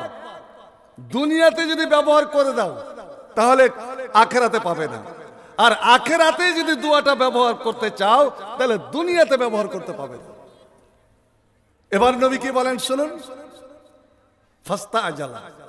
প্রত্যেক নবী ওরা সইতে পারেনি দুনিয়ার জ্বালা, উম্মতের জ্বালা সইতে না পেরে তাড়াহুড়ো করে দুনিয়াতেই দোয়া করে দিয়েছে, দুনিয়াতেই দোয়া করে দিয়েছে। ওর গে হাতের তীর ছুটে গিয়েছে। এই জন্য একটা প্রশ্নের উত্তর, যে আমরা যখন ছুটে ছুটে আদমের কাজ যাব, নুহুর কাজ যাব, সব নবীর কাজ যাব, একটাই উত্তর হবে কি? সব নবীরা কি উত্তর দিবে? যে ভাই কিয়ামতের দিন যখন ওদের কাছে যাবো তো নবীরা কি বলবে? যে আমি পারবো না, নফসি নফসি। हर नबी की ज़ुबान पे होगा, हर नबी की ज़ुबान पे होगा नफसी नफसी, और मेरे नबी की ज़ुबान पे होगा আনা লাহা আনা লাহা। সব নবী বলবে আমি কেমন করে বাঁচবো তার তো উপায় নাই, আমি তো চিন্তায় চিন্তিত, আমি কি করে বাঁচি, আমি কি করে বাঁচি, তোদেরকে কেমন করে বাঁচাই রে ভাই। ওই যে দুয়া হাত ছাড়া হয়ে গেছে, জবান বন্ধ। এবার আমার নবী বলছেন ওয়াক্তাবি দাওয়াতি, রে কাঁচন এলাকার মুমিন মুসলমানরা, আমার জন্য তোরা কিছু করবি কিনা এটা নিজের বিচার নিজে তোরা কর। আমি তোদেরকে কত ভালোবাসি রে, কত তোরা আমার কতটা প্রেমিক, কতটা প্রিয়, কতটা ভালোবাসা, যে আমি আমার দোয়াটাকে আমি লুকিয়ে রাখলাম, গোপনে রাখলাম, আমি গোপন করে রেখে দিলাম, আমি উঠিয়ে লুকিয়ে রেখে দিলাম, যে এই দোয়াটা আমি দুনিয়াতে করব না। আমি যতদিন আছি উম্মতের পাশে আছি, আর আমি যখন চলে যাব ওরে হাসরের মাটি, যখন আমার উম্মত ফেঁসে যাবে, আমার উম্মত যখন বিচারের মাঠে এটকে যাবে, আমি সেই দিন এই দোয়াটা আমার উম্মতের সাফাতাল উম্মতি ইয়াউমাল কিয়ামতে, কিয়ামতের দিন আমি এই দোয়াটা ব্যবহার করব, এই দোয়াটা আমি প্রয়োগ করব। আর এই দোয়ার ওসিলা ধরে, এই দোয়ার সূত্র ধরে আমার উম্মতকে চিনে চিনে বেছে বেছে আমি জান্নাতে নিয়ে যাব। এরে কাঁচন এলাকার মুমিন মুসলমানেরা, এরে আমার প্রেমিক উম্মতরা শোন, যতক্ষণ পর্যন্ত তোরা হিসাবে এটকে থাকবি, ফেসে থাকবি, ওরে ততক্ষণ পর্যন্ত আমি তোকে একাই বিপদে ফেলি, আমি একাই জান্নাতে যাব না, একাই আমি জান্নাতে যাব না। আমি জান্নাতের গেট খুলে দেব বটে, আমি জান্নাতের দরওয়াজা খুলে দেব বটে, কিন্তু এটা শুনে রাখ, আমি জান্নাতে না যাওয়া পর্যন্ত কেউ জান্নাতে যাবে না। আর আমার উম্মত, একটা উম্মত যদি এটকে থাকে, আমার একটা উম্মত যদি ফেসে যায়, ওই উম্মতকে ছেড়ে আমি জান্নাতে যাব না।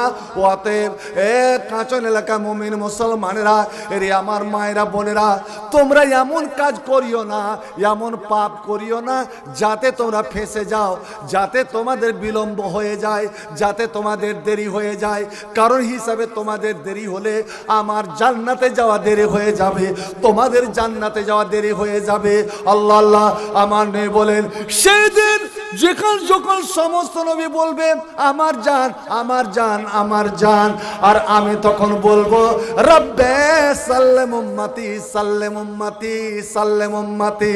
আল্লাহ তুই আমার উম্মতকে বাঁচা, আমার উম্মতকে বাঁচা, আমার উম্মতকে বাঁচা, আমার উম্মতকে পুলসরাত পার করা। যেমন তিনবার আমার মুখ দিয়ে কথা বের হবে, আল্লাহ বলবেন ওগো নবী, এরে আমার হাবিব তোর কথা আমি শুনে নিলাম, মেনে নিলাম। এই দেখ তোর উম্মতকে আমি অনুমতি দিয়ে দিলাম, তোর উম্মতের প্রথম দল জান্নাতে যাবে, প্রথম দল জান্নাতে যাবে। কত বেগে তারা ছুটে যাবে, কত দ্রুত বেগে ছুটে যাবে। নবী আমার বলছেন কালবার কামাত জোরে চোখের পলক একটা পলক পড়লে আকাশ পর্যন্ত চলে যায়। যে একটা চোখের পলকের যত বেগ অত গতি বেগে তোমার প্রথম দল উম্মত জান্নাতে যাবে। একবার বলুন না সুবহানাল্লাহ আলহামদুলিল্লাহ। নবী বলছেন আমি দেখলাম, আমি বেড়ে জেগে দেখলাম ওই দলকে দেখানো হয়েছে ৭৭,০০০ উম্মত, ৭৭,০০০ উম্মত আমার, ওরা চলে আসছে। ওদের চেহারা ওদের সবাই দেখতে একরকম, সবাই দেখতে একরকম। ওদের চেহারাটা ওদের মুখমণ্ডলটা ওরে 14 তারিখের চাঁদের মতন জল জল জল জল উজ্জ্বল চেহারা। আল্লাহু আকবার। ওরা প্রথম জান্নাতে যাবে, লা হিসাব আলাইহিম, আল্লাহ ওদের কোনো হিসাব নেবেন না, ওদেরকে আল্লাহ জিজ্ঞাসাবাদ করবেন না, ওদের কোনো পুছগাছ করবেন না। আমি জিব্রাইলকে জিজ্ঞেস করেছিলাম, এ জিবরিল, ওই ভোদা কাঁচনের কোনো মানুষ যদি ওই ৭০,০০০ দলে থাকে ওদের হিসাব হবে না কেন? কেন হিসাব হবে না? আল্লাহ এত সম্মান দিবেন কেন, এত মর্যাদা দিবেন কেন? হযরতে জিব্রাইল বলেছিলেন, ওরে এদের মধ্যে 4টা গুণ ছিল, 4টা গুণ ছিল। যাদের মধ্যে 4টা গুণ থাকবে আল্লাহ তাদেরকে হিসাব নেবেন না, এবং তাদের গোটা শরীরটাকে, সারা শরীরটাকে 14 তারিখের চাঁদের মতন করে ওরে বিদ্যুৎ বেগে জান্নাত পার, যা পুলসিরাত পার করে জান্নাত চলে যাবে। শুধু ৭০,০০০ নয়, আবার ৭০,০০০-এর মধ্যে এক একজন তার বংশ থেকে ৭০টা মানুষকে সুপারিশ করে করে আল্লাহকে মানিয়ে, আল্লাহকে রাজি করে তারা জান্নাতে নিয়ে যাবে। একবার সুবহানাল্লাহ কি বলা যাবে না? কি কি 4টা গুণ বন্ধু আমার, তার মধ্যে একটা গুণ আমি বলে দিচ্ছি, তারা কোনোদিন ভাগ্য ফল মানেনি, তারা কোনো ভালো মন্দের ব্যাপারে কোনো বিশ্বাস করেনি। এই যে কোভিডের সময় আপনার যখন লকডাউন হয়েছিল, লকডাউনের সময় আপনার মুখে কি বেঁধে চলাফেরা করেছেন বলেন তো দেখি? মাস্ক। আমরা করতাম কি, আগে ওই গরুর মুখে বাঁধতাম, বলের মুখে গেলা, ওটা কি বলেন যে বলের মুখে বাঁধতাম, হ্যাঁ চাবি, আমরা টুনি বলি।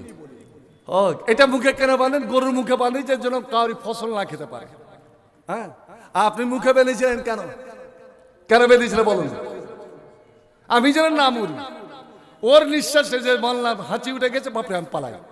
জি আমার চোখের দেখা, নমাজে গিয়ে হাঁচি পড়ে গেছে, তো ওর নমাজ ছেড়ে পালাচ্ছে। বলছে কেন পালাচ্ছেন? বলছে ওর হাঁচি উঠেছে, কতটি যে রোগ ভাইরাস বের হয়েছে, আমার নাক দিয়ে ঢুকে যাবে, ওই জন্য নাক চেপে। আমি যে নাকে ছিদ্র আছে, নাক দিয়ে ঢুকে যাবে, তার জন্য নাক চেপে আছেন। মুখে ছিদ্র নাই, চোখে ছিদ্র নাই, আরও তো ছিদ্র আছে জি ভাই, এদিক ওদিক, সে ছিদ্রে ঢুকতে পারে না। শুনুন মুসলমান, লা আদওয়া ওয়ালা তাইরা ওয়ালা হাম ওয়ালা সাফর, ইসলামে এটা আকীদা নাই। ওর রোগ টপকে এসে আমাকে লেগে যাবে, এটাই যদি হতো তো নবী বলতেন না যে অসুস্থ মানুষকে তোমরা দেখতে যাও, এটা ইসলামের হক।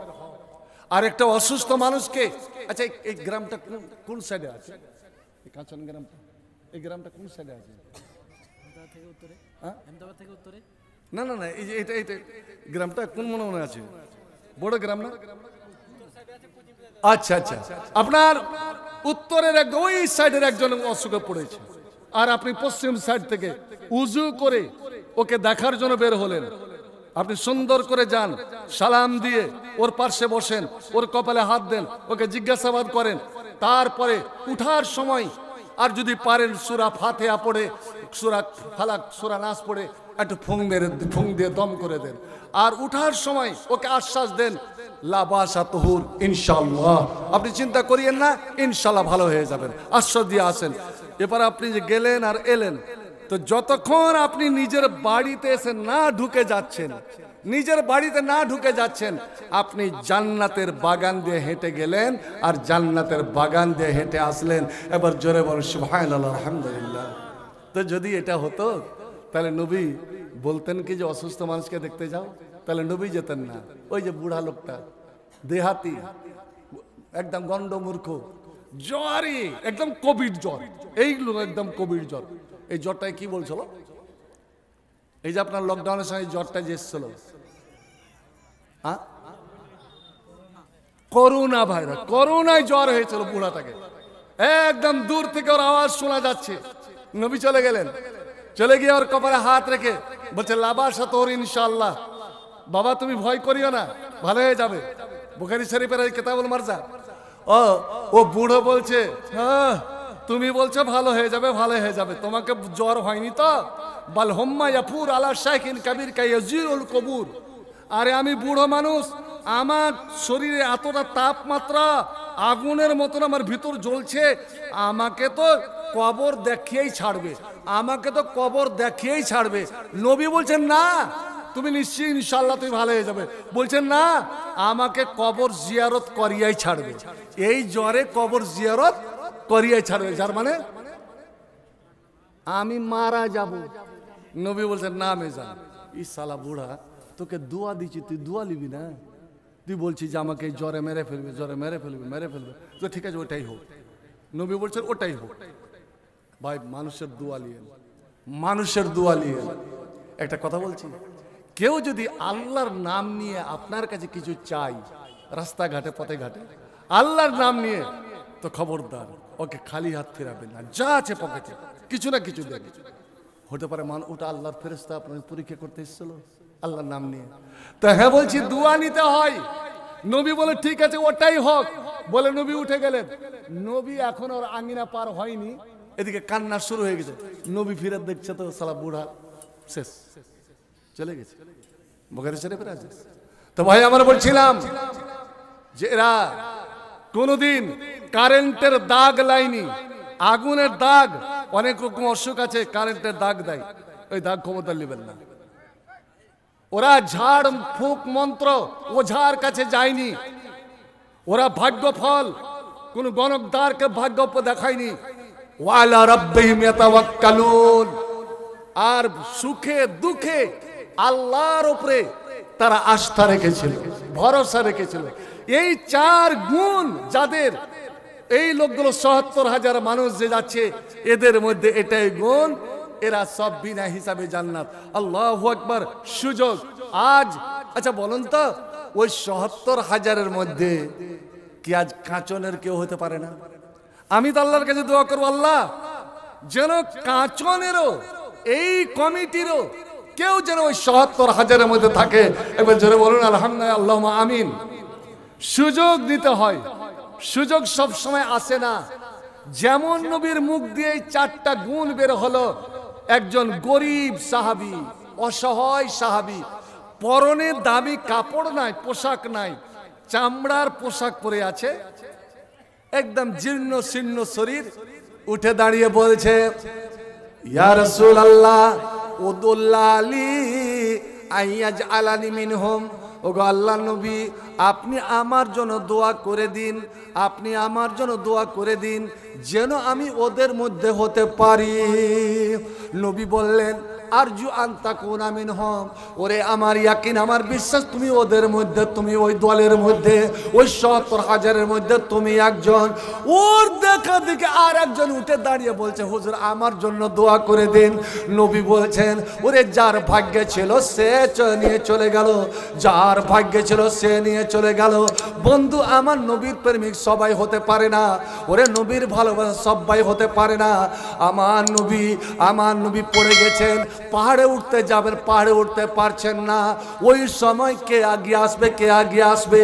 নবী যদি না উঠতে পারেন তবে নবী নির্ঘাত মারা যাবেন, ওরে যুদ্ধ বন্ধ হবে না। নবী বলছেন, এই মুহূর্তে আমাকে পাহাড়ে নিয়ে চলো। একজন সাহাবী, তার ডান হাতটা সম্পূর্ণ নষ্ট হয়ে গিয়েছে, এবং একখানা নয়, দুইখানা নয়, ৮০খানা তীরের আঘাত পেয়েছে। আল্লাহ আল্লাহ, এত বড় সুযোগ হাত ছাড়া করা যাবে না। ওরে বুখারী শরীফের হাদিস, ও দৌড়ে এসে নবীর সামনে বসে যাচ্ছেন, ইয়া রাসূলুল্লাহ আপনি দয়া করে আমার পিঠের উপরে, আমার ঘাড়ে উঠে বসুন, আমার ঘাড়ে উঠে বসুন। এরে সেক্রেটারি, সভাপতি, ম্যানেজিং কমিটি, ভাগ্যবান আপনারা যে নবীর ঘরের আজ আপনারা সভাপতি হয়েছেন, ওরে সম্পাদক হয়েছেন, নাজেম হয়েছেন, আপনার ভাইস প্রেসিডেন্ট হয়েছেন, সাব কমিটি হয়েছেন। এই সুযোগ, এই সম্মান সবাই পায় না। আল্লাহর নবীর সামনে বসে বলছেন, হুজুর আমার পিঠে বসুন। আল্লাহর নবী এইভাবে পা ও ডান ঘাড়ে রাখতে গেছেন বিসমিল্লাহ বলে, ডান ঘাড়ের উপরে রাখতে গেছেন। এমন সময় জিব্রাইল এসে, আল্লাহর ফেরেশতা জিব্রাইল এসে আমার নবীর কানে কানে বলে দিলেন, ওগো নবী, তোমার এ প্রেমিক যে নিজের জীবনকে ঝুঁকিতে ফেলে এখনো তার ডান হাতটা নষ্ট হয়ে আছে, এতগুলো তীর খেয়েছে, কিন্তু আপনার মহব্বতে আপনাকে ওই পাহাড়ের উপর নিয়ে যাবে বলে আপনার সামনে বসে পড়েছে, আপনি পা রেখে দিয়েছেন ওর ঘাড়ে। ওকে আল্লাহর পক্ষ থেকে একটা সংবাদ দিয়ে দেন, দেখাদ ওয়াজাবাতাল্লাহ, ওর জন্য একটা জিনিস ওয়াজিব হয়ে গেল, একটা জিনিস ফরজ হয়ে গেল। মা ওয়াজাবাল্লাহ ইয়া রাসূলুল্লাহ। সাহাবারা বললেন, ওগো আল্লাহর নবী, আপনি বলছেন এর জন্য একটা জিনিস ওয়াজিব হয়ে গেল, কি ওয়াজিব হলো আপনি দয়া করে বলবেন কি? নবী বললেন, ওরে জান্নাত। ওরে আমি পা রেখেছি, তার সঙ্গে সঙ্গে আল্লাহ বললেন, ওরে আমার নবীকে যে ঘাড়ে নিল ও যেন জান্নাত, তার জন্য জান্নাতের দ্বার খুলে গেল। সুবহানাল্লাহ। সে কে ছিলেন বন্ধু? ওরে আবু বকর রয়ে গেলেন, উমর রয়ে গেলেন, উসমান রয়ে গেলেন, আলী রয়ে গেলেন, কিন্তু যার ভাগ্যে ছিল, যার নসিবে ছিল, ও নসিব নিয়ে চলে গেল। তিনি ছিলেন হযরত আবু তালহা রাদিয়াল্লাহু তাআলা আনহু।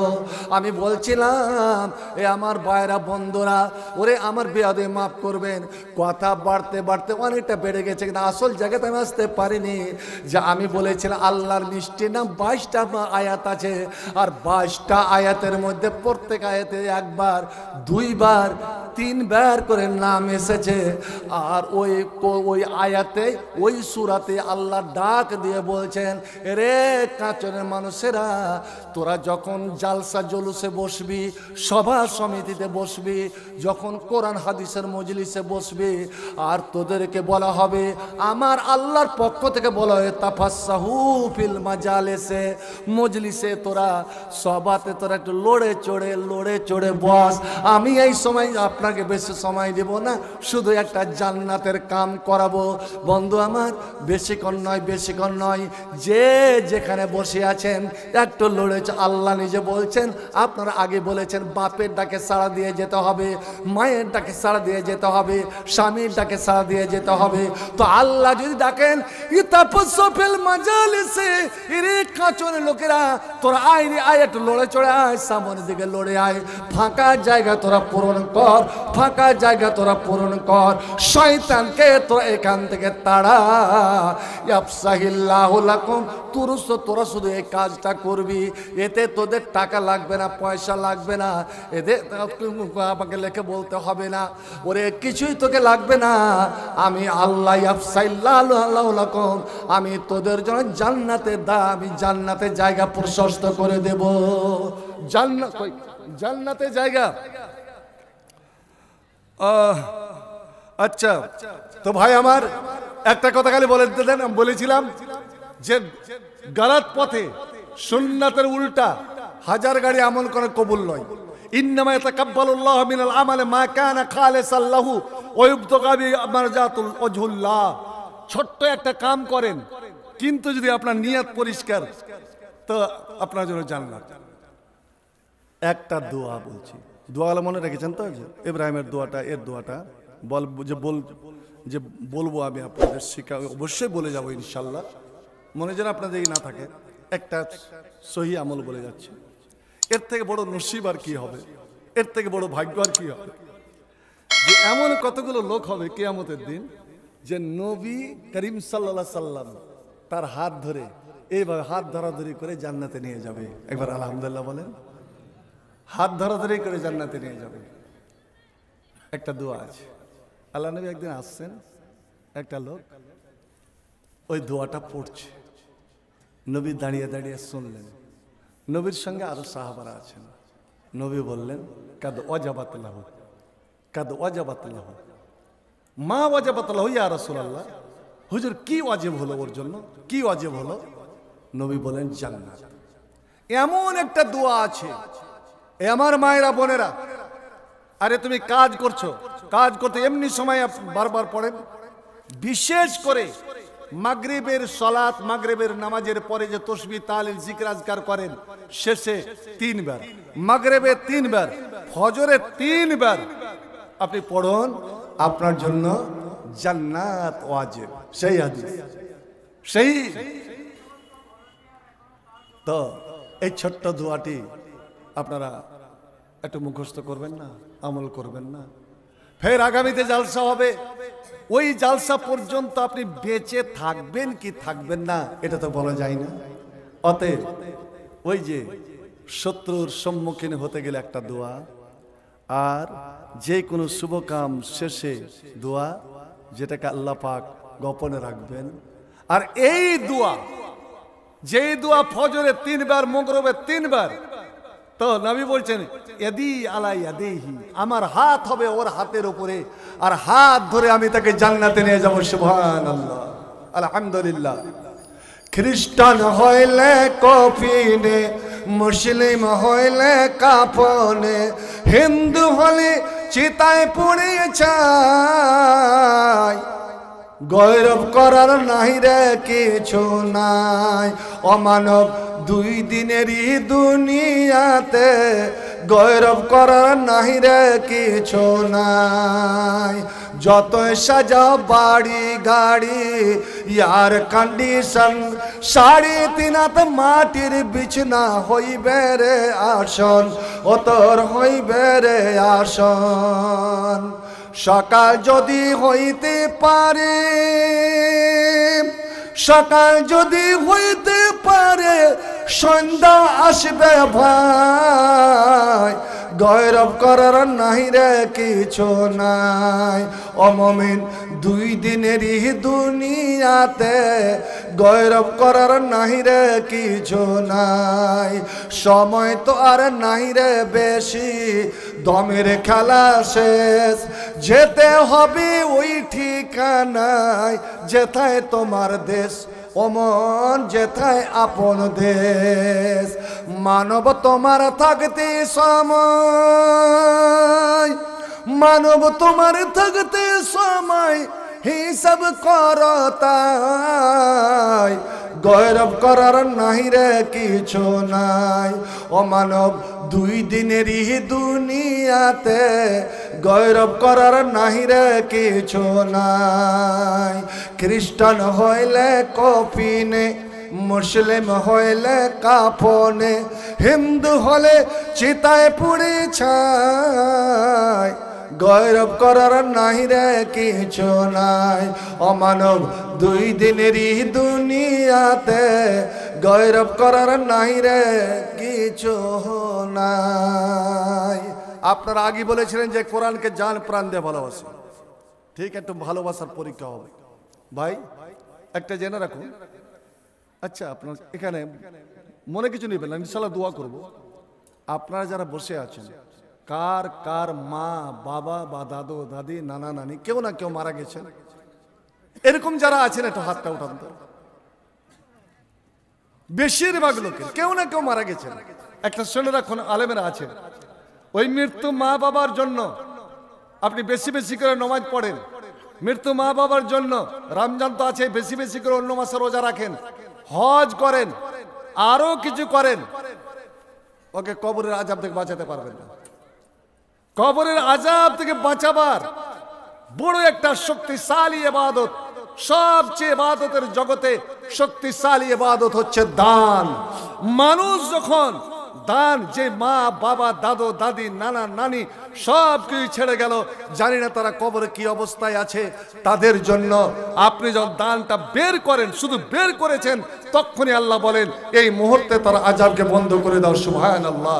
তো ভাই আমার, 30 পারা কোরআন, 30 পারা কোরআন, 2টো আয়াতের যদি এই ফজিলত হয়, একটা হরফের 10 নেকি হয়, তুই 1 পারাতে কতটি হরফ আছে, কতটি নেকি হবে। আজ আমি 30 জন আমার ভাইদের, আমার বাবাদের বন্ধুদের, আমার মাদের বোনদের 30 পারা কোরআন 30 জন মুসলমানকে আমি দিতে চাই।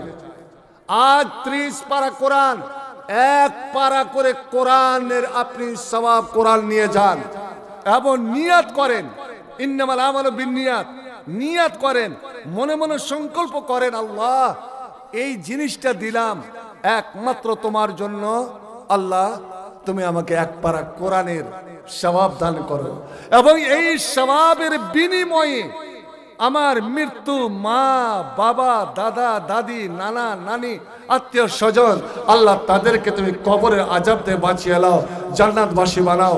ভাই আমার, আমরা কোরআন পড়তে জানি না বা শোনারও সময় পাইনি, আর সুযোগ পেয়েছেন, সুবর্ণ সুযোগ পেয়েছেন, এক পারা করে কোরআন